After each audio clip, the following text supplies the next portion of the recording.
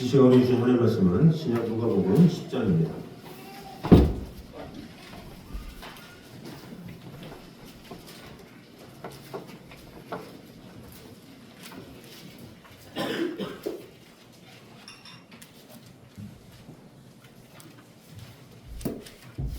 누가복음 10장 21절.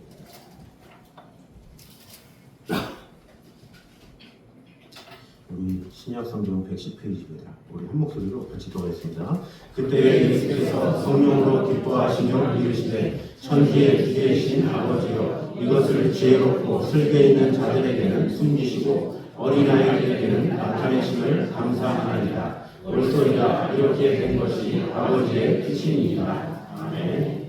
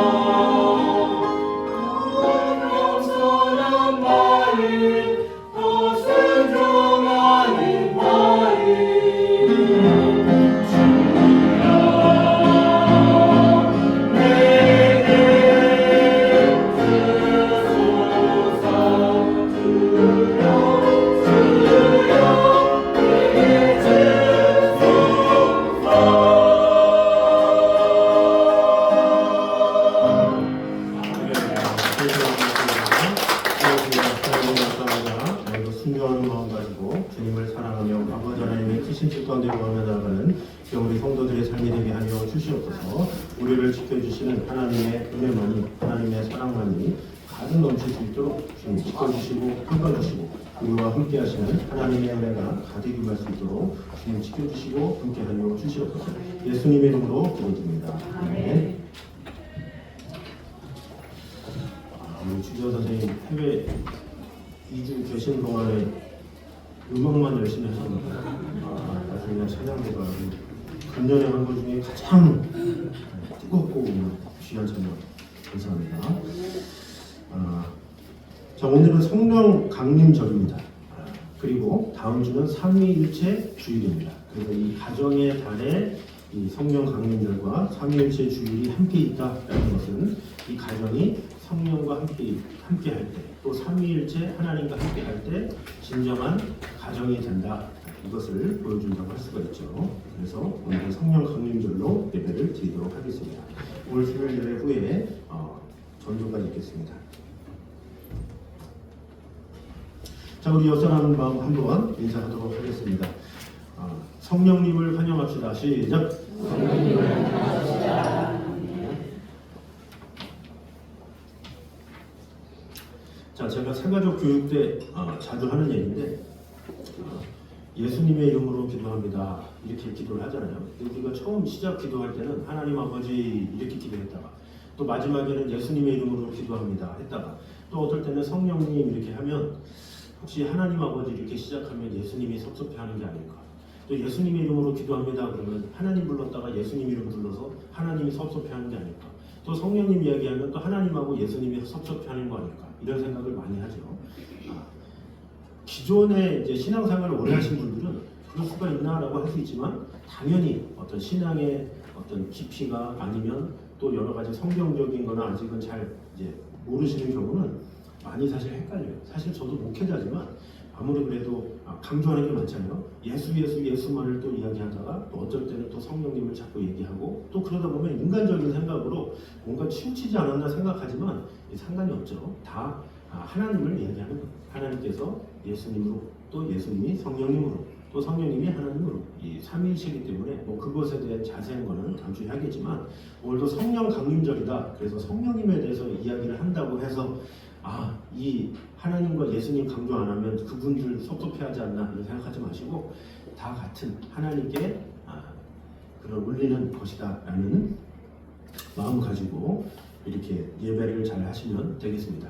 제가 계속해서 사실 지나온 시간이 많지는 않지만 그것을 강조한 이유는 이단들은 그것을 다르게 얘기하기 때문에 그래요.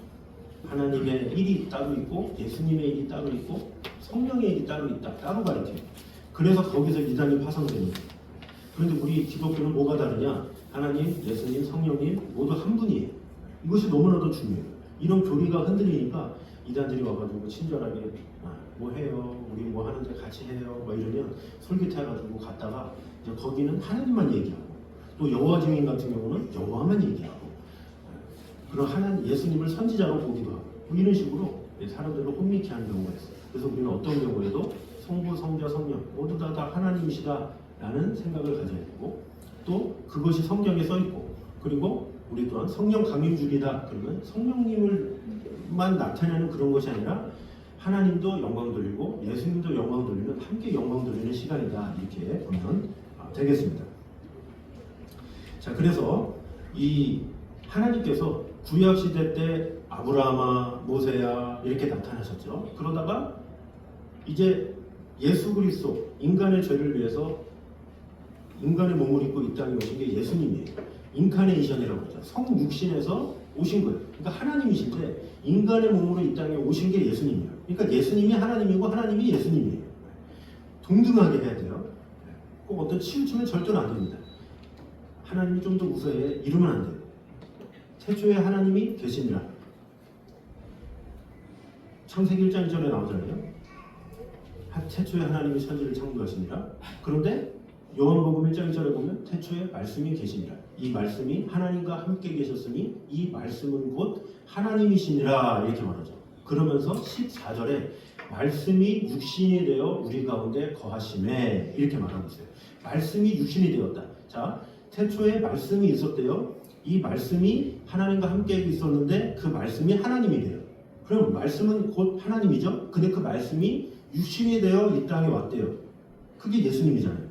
말씀이 육신이 되어 우리 가운데 거하심에 우리가 그 영광을 보니 아버지의 독생자의 영광이요 은혜와 진리가 충만하더라 이렇게 말하고 있어요. 그러니까 하나님이 말씀인데 그 말씀이 육신이 되어 왔대요. 그게 예수님이다라는 거죠. 그러니까 말씀이 별에서 왔으니까 하나님이 육의 몸을 입고 이 땅에 오셨기 때문에 그 예수님도 하나님이시다라는 거죠. 자, 그러다가 요한복음 14장부터 보면 예수님이 성령님에 대해서 얘기하고 있어요. 그러나 진리의 영이 오시면 그가 너희를 모든 진리 가운데로 인도하시리니 그가 자의로 말하지 않고 오직 듣는 것을 말하시며 내가 너에게 말한 모든 것을 생각나게 하시리라 이렇게 말하고 있어요. 왜 굳이 제자들한테 그렇게 말했을까요? 예수님은 인간의 몸으로 왔잖아요. 인간의 몸으로 있기 때문에 한계가 있어요. 계속 있을 수가 없어요. 이스라엘에만 국한돼서 2000년 전에 오셨기 때문에 인간의 몸으로 와서 인간처럼 수명을 가지고 살 수밖에 없어요. 그래서 그분이 33년을 공생에 사역하고 십자가에 달려 돌아가시면서 승천하시죠. 그러면서 우리에게 부어주신 게 성령이에요. 그래서 오순절 성령 강림 때 그곳에 초대교회의 성도들이 기도를 하죠. 그래서 이 오순절 성령 강림으로 인해서 성령이 임함으로 성령의 역사가 일어나게 됩니다. 그 성령의 역사, 그것은 뭐예요? 하나님께서 성령을 통해서 일하신다라는 거예요. 그러니까 그 성령이 하나님이시다라는 거죠. 그래서 하나님과 예수님과 성령님 한 분이다라는 것을 꼭 잊지 마시고 누가 미혹한다 할지라도 흔든다 할지라도 성경에 뭐 하나님, 예수님, 성령님 이게 하나다라는 구절이 어딨냐 이렇게 무식하게 이단들은 무식해요. 무식하게 자꾸 공격을 해요. 그러나 성경에 그런 게 없어도 성경 전반적인 내용 보면 하나님이 예수님이고 예수님이 성령님이고 성령님이 예수님이고 예수님이 하나님인 걸 다 알아요. 그런데 그것을 자꾸 꼬아가지고 자꾸 이런 거 저런 거 이렇게 해서 우리를 공격한다는 것을 잊지 말아야 합니다. 그래서 오늘 성령 강림절 이것은 교회의 한 절기라고 생각하지 말고 오직 성령님을 좀 다시금 알면 하나님께서 예수 그리스도를 보내시고 또 예수님께서 우리에게 승천하실 때 성령님을 보내신 이유 또 성령님이 우리에게 있어야 하는 그런 중요한 내용들을 같이 은혜를 나누도록 하겠습니다. 자, 그래서 특별히 우리에게 이 가정이 있잖아요. 그 가정에 성령님이 임하시면 어떤 가정이 되느냐 그것을 나누도록 하겠습니다. 자, 첫 번째입니다. 같이 한번 읽겠습니다. 시작. 성령이 임하시면 가정의 기쁨이 회복된다라는 것이죠. 자, 누가복음 10장 21절 상반절입니다. 같이 한번 읽겠습니다. 시작. 그때 예수께서 성령으로 기뻐하시며 이르시되 네, 자, 그때 예수께서 성령으로 기뻐하시며 이르시되 이렇게 말을 하고 있습니다. 기뻐함의 조건은 뭡니까? 이 세상 사람들은 돈이 많이 있어야 기쁘다. 돈이 많아야 행복하다. 이렇게 생각을 하죠. 권력이 있어야 행복하다, 기쁘다. 이렇게 생각합니다. 그것이 세상 사람들의 기본적인 원리예요. 그래서 사람들은 돈을 벌기 위해서 또 권력을 얻기 위해서 기를 쓰고 살아가죠. 그리고 또 어떤 사람은 문제가 없어야 행복하다 이렇게 말합니다. 그런데 이 문제라는 게 없는 사람이 어디 있습니까? 오늘 하루 해결돼도 또 생기는 것이 문제죠. 그래서 이 세상의 모든 사람은 행복할래야 할 수가 없어요. 왜? 이 부라는 게 어때요? 웬만큼 가졌다고 사람이 만족합니까? 그렇지 않죠. 더 좋은 많은 부를 위해서 달리죠. 또 어떤 권세를 얻었다고 그게 됩니까? 더 큰 권세를 얻기 위해서 기를 쓰는 것이 인간이죠. 그래서 이 알렉산더 대왕도 어때요? 그 나라의 그 전 세계 나라의 절반 이상을 차지했음에도 불구하고 그게 부족해서 본인이 나이도 어렸어요. 30대인데 그 젊을 때 나라를 정복했으면 이 정도면 됐다 해야 되잖아요.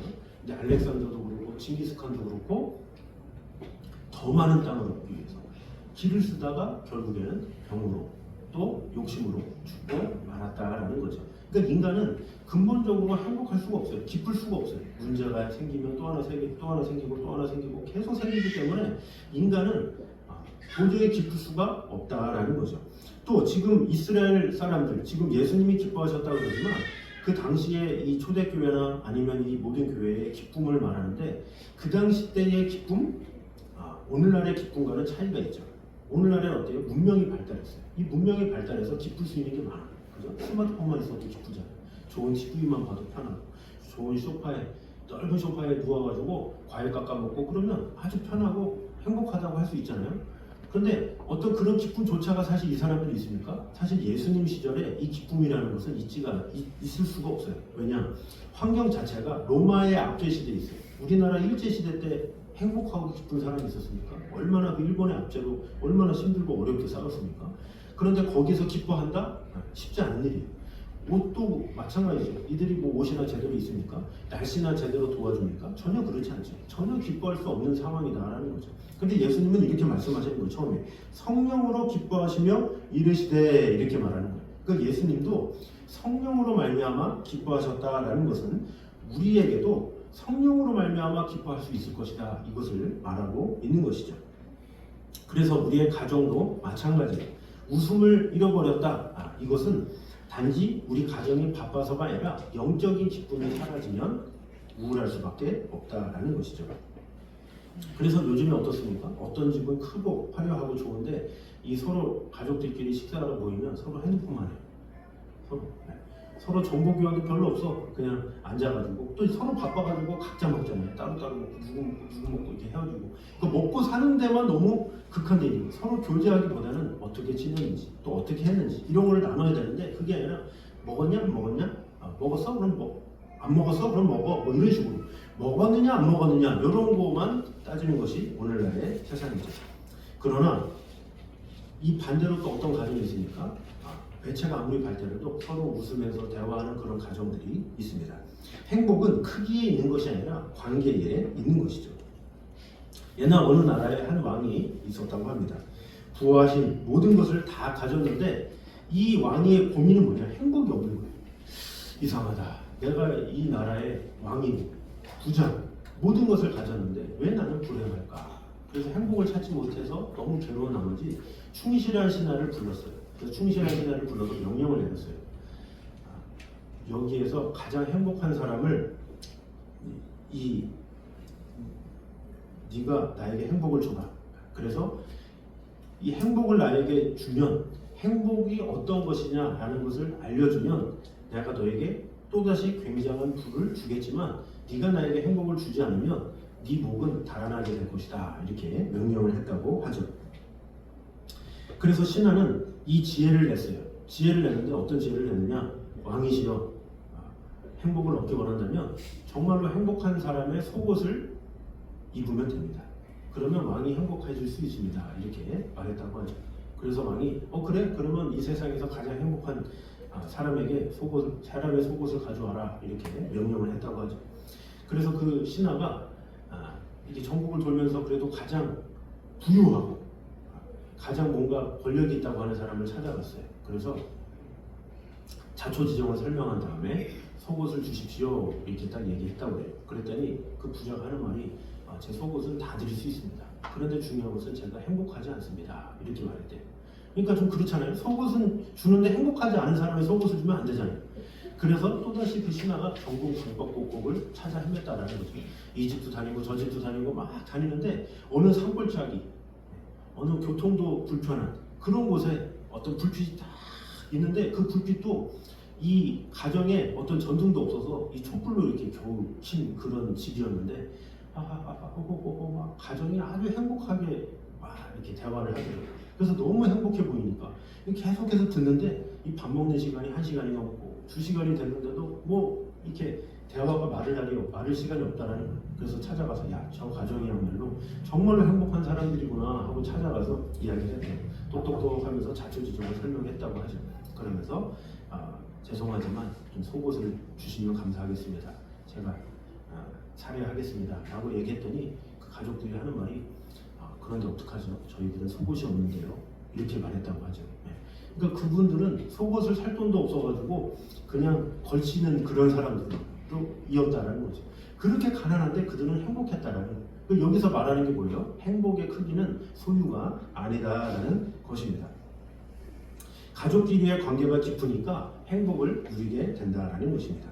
그런데 그 관계가 지속되게 하는 것, 우리 믿음의 사람들은 바로 성령님이다라는 거죠. 성령님이 거하시면 메마른 관계 가운데서도 웃음을 다시 회복시켜 주신다라는 것입니다. 그래서 아까도 언급했지만 이 사도행전의 그 초대교회들 어떻습니까? 그 교회들이 부자였습니까? 그렇지 않죠. 다 가난했어요. 다 힘들었어요. 어려웠어요. 로마의 압제아래 있었죠. 그리고 카타콤이라는 그런 지하 동굴에서 이렇게 사는 것처럼 살기도 하고 네로 황제의 핍박이 있었던 게 초대교회였어요. 그런데 그들이 무엇으로 기뻐했습니까? 사도행전의 기록에 보면 그들이 전도하다가 매를 맞아요. 매를 맞았는데 내가 예수님의 이름을 전하다가 매를 맞았다 그러면서 기뻐해요. 그러니까 참 기뻐함의 어떤 완전 그 가치나 수준이 다르죠. 그러니까 우리는 돈 많이 벌었다 뭐 이래서 기뻐하잖아요. 야 내가 무슨 어디 승진했다 이래서 기뻐하는데 초대교회 성도들은 매 맞았다 이러고 기뻐하는 거예요. 예수 이름 증거했다고 나한테 매를 때리네 기쁘다 이렇게 얘기하는 거예요. 그 기쁜 것을 교회에 와서 자랑하는 거예요. 내가 매를 맞았다고, 내가 로마 관리들한테 매를 맞았다고. 그러니까 서로 나도 맞고 싶은데 막 이런 분위기인 거죠. 그러니까 이런 분위기가 있을 수 있습니까? 그것이 바로 성령님을 통해서 기쁜 자들의 모습이다라는 것입니다. 그래서 가정도 마찬가지다라는 거죠. 성령님이 임하시면 웃음이 회복되고 감사가 살아나고 관계가 살아나게 된다라는 것입니다. 그래서 우리의 가정마다 성령의 기쁨이 회복되어서 웃음과 감사가 살아나는 우리 가정 되시기를 주님의 이름으로 축원합니다. 자, 두 번째입니다. 같이 한번 읽겠습니다. 시작. 성령이 임하시면 가정이 겸손해진다라는 것입니다. 자, 누가복음 10장 21절을 다시 한번 읽겠습니다. 시작. 지혜롭고 슬기 있는 자들에게는 숨기시고 어린아이들에게는 나타내심을 감사하나이다. 아멘. 자, 지혜롭고 슬기 있는 자들에게는 숨기시고 어린아이들에게는 나타내 주셨다라는 거죠. 겸손한 자들을 말하는 거예요. 여기서 어린아이들은 그냥 어린아이들 이것뿐만 아니라 정말로 순수한 마음을 가진 자, 이런 자들에게 성령께서 나타내 주신다, 임재해 주신다라는 것이죠. 그래서 하나님 앞에서 겸손히 배우려는 마음, 그런 사람이 바로 겸손한 사람이다라는 거죠. 가정이 무너지는 가장 큰 이유가 뭡니까? 자녀는 자녀대로 잘났고 부모는 부모대로 잘났고 자기 목소리를 내면 그때부터 가정이 무너지기 시작한다라는 거죠.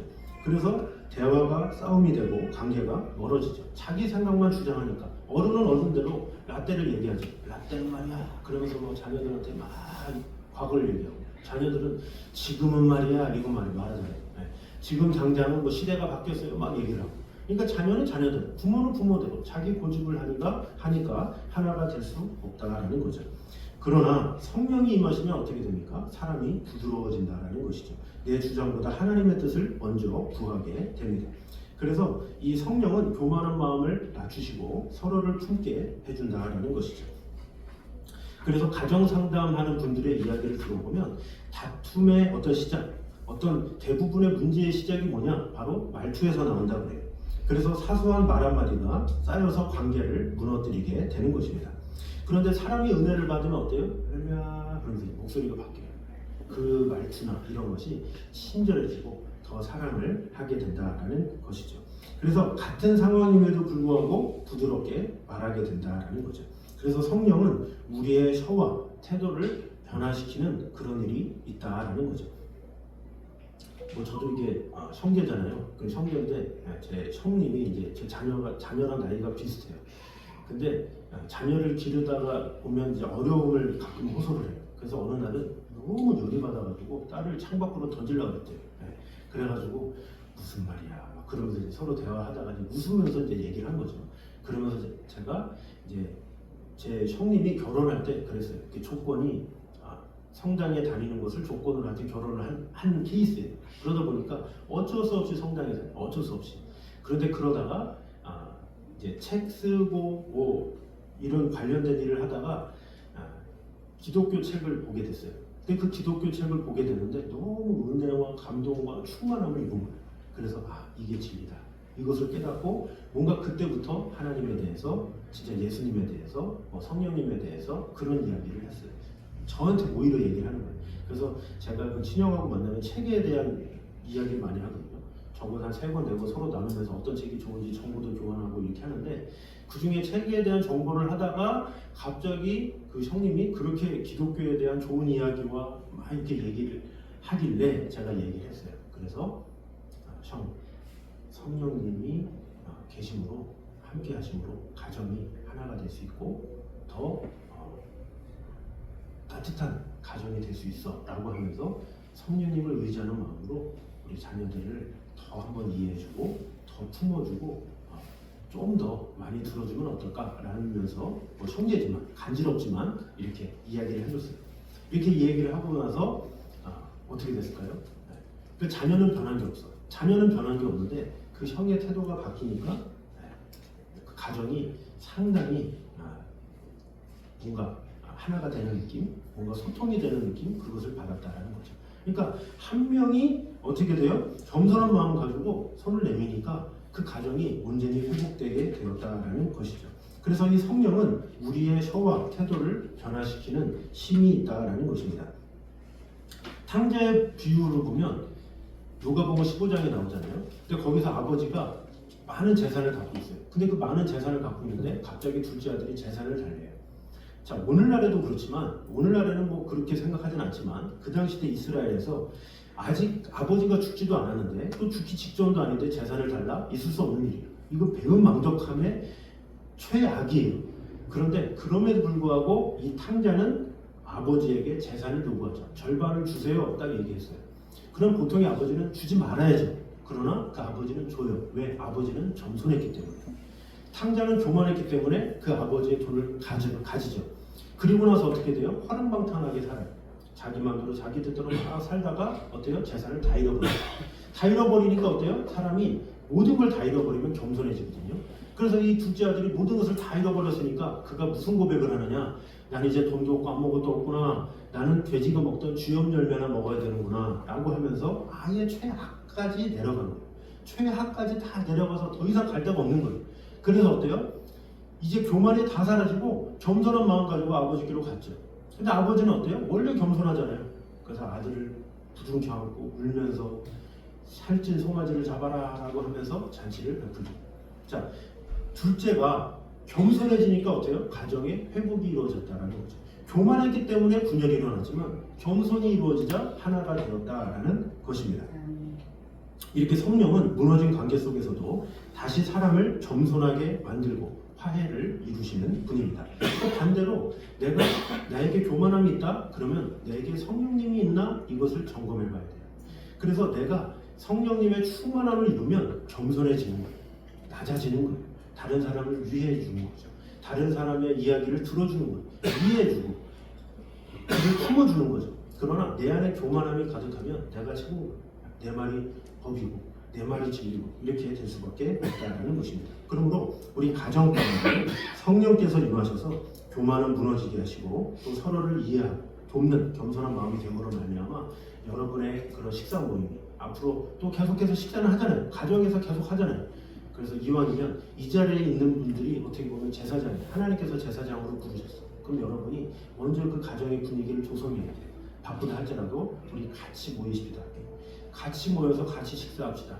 모여서 만약에 뭐 폰을 하고 있거나 딴 것을 하면 우리 식사할 때는 같이 집중합시다. 서로 경청합시다. 들어줍시다. 노력을 해야 돼요. 자꾸 노력을 해야 가정의 분위기가 달라지고 겸손함으로 하나가 되는 거예요.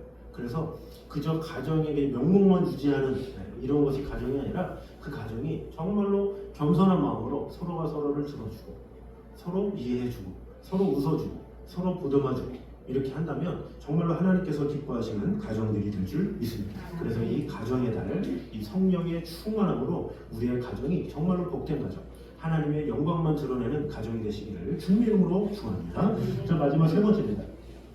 시작. 성령이 임하시면 가정이 하나님 나라의 통로가 된다라는 것입니다.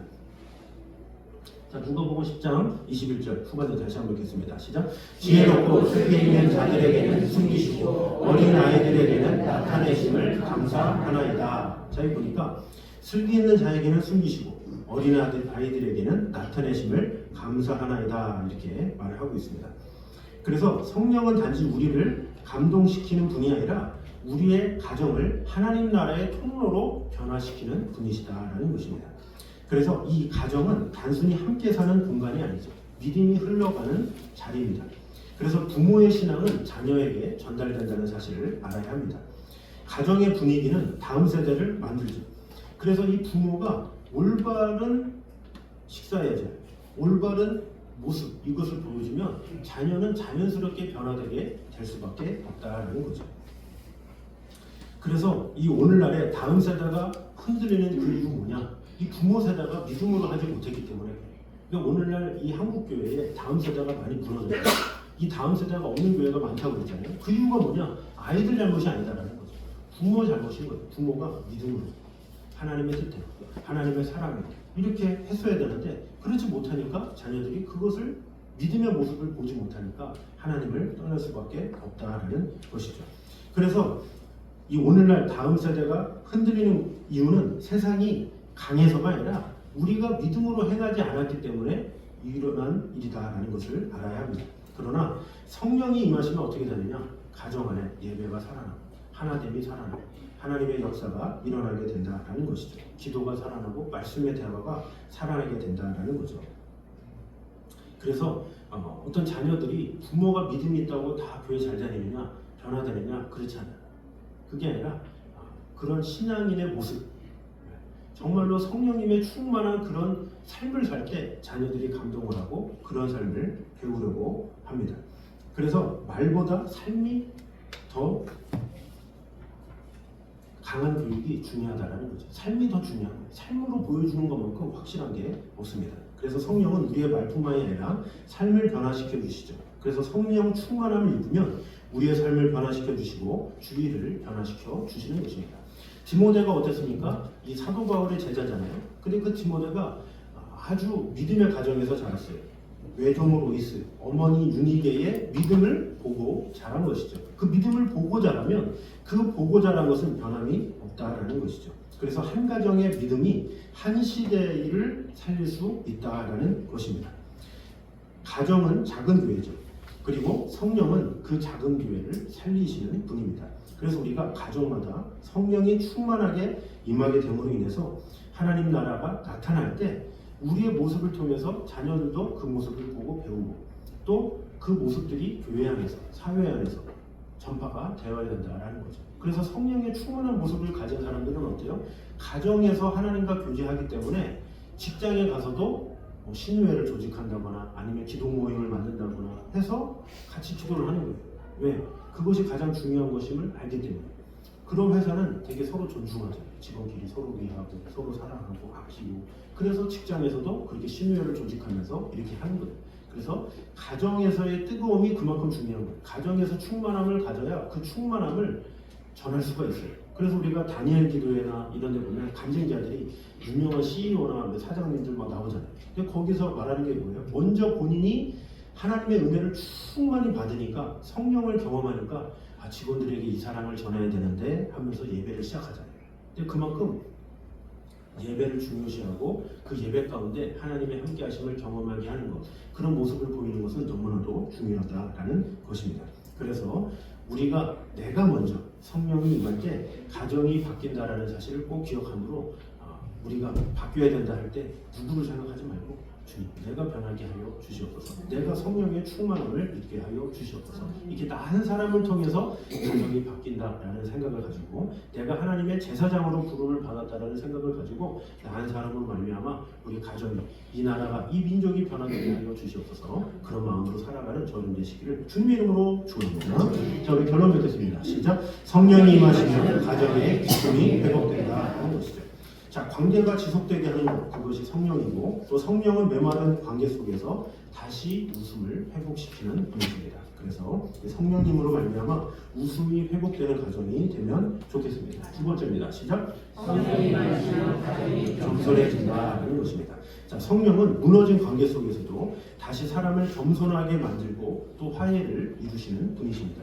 그래서 우리 가정 가운데 성령께서 임하셔서 교만은 무너지게 하시고 또 서로를 이해하고 또 품는 겸손한 마음이 회복되도록 강구하면 좋겠습니다.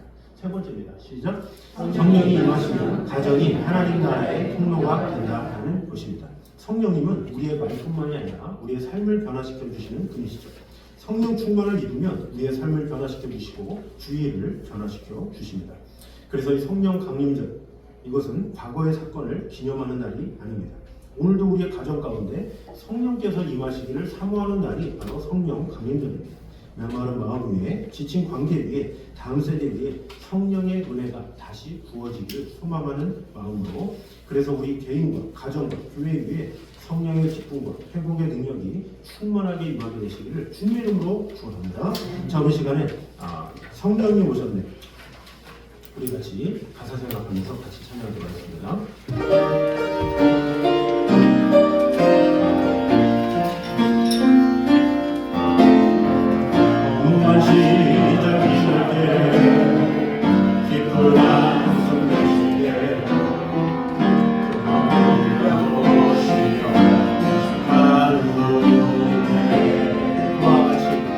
그와 같이 너희를 버려두지 않게 너희와 영원히 함께하리라. 성령이 오셨네. 성령이 오셨네. 성령이 오셨네. 내 주에 보내신 성령이 오셨네.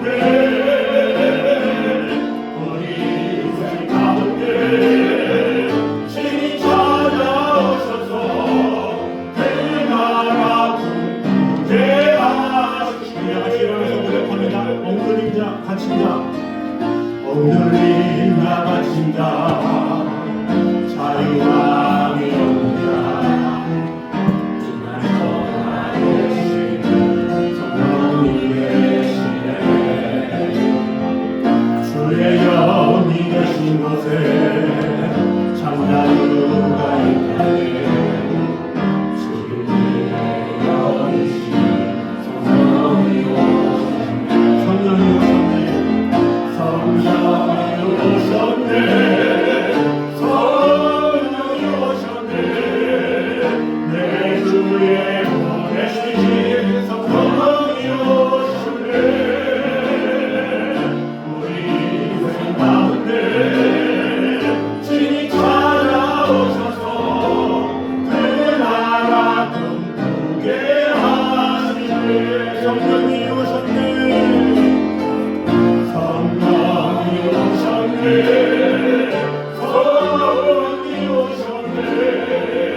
내 주에 보내신 성령이 오셨네.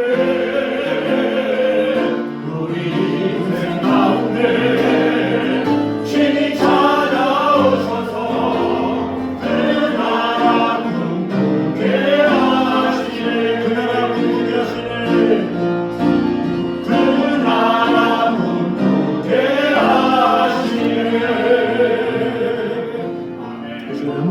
같이 기도하겠습니다. 우리 첫 번째로 기도할 때 주님, 성령께서 임하셔서 우리 가정에 기쁨이 회복되게 하여 주시옵소서. 또한 우리 가정이 겸손해지게 하여 주시옵소서. 또한 우리 가정이 하나님 나라의 통로로 사용될 수 있도록 함께 하여 주시옵소서. 이 시간 한 목소리로 같이 기도하도록 하겠습니다. 하나님 감사합니다. 하나님께서 우리와 우리가 진정한 하나님의 나라와 평강과